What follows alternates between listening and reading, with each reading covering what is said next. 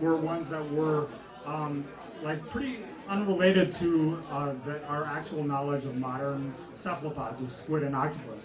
And I will advance, and here we have Pliny is on the left there, and this gentleman down here in the lower left is a fellow named Pontoppidan, who was a bishop, who also was very adamant in advocating for kind of a biological understanding. This is kind of in early modern times when people were trying to make more like modern scientific sense of the natural world. And he was describing an animal that was so big, it was like an island, that sailors would land on it and be fooled into thinking it was an island, but then this animal would sink and draw down the ship with it.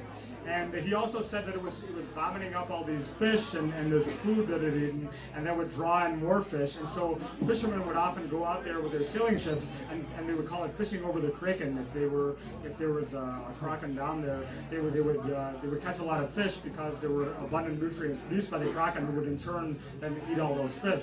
Well, some people think that those accounts, that can't possibly describe a real animal, but if they were trying to do a sincere effort to describe something from natural history, what they were probably trying to describe was underwater volcanism, which wasn't well understood at the time.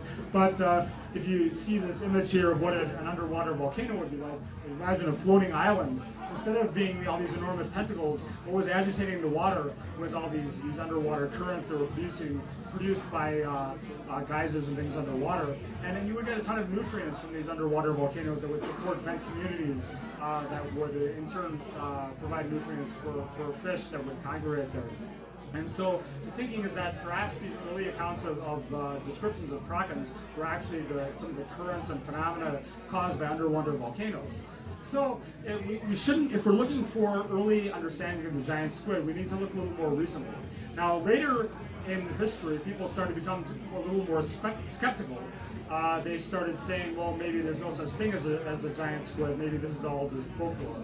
And so then, it took a while for people to be convinced that there was such a thing, but people started catching all these things that they couldn't account for with familiar animals.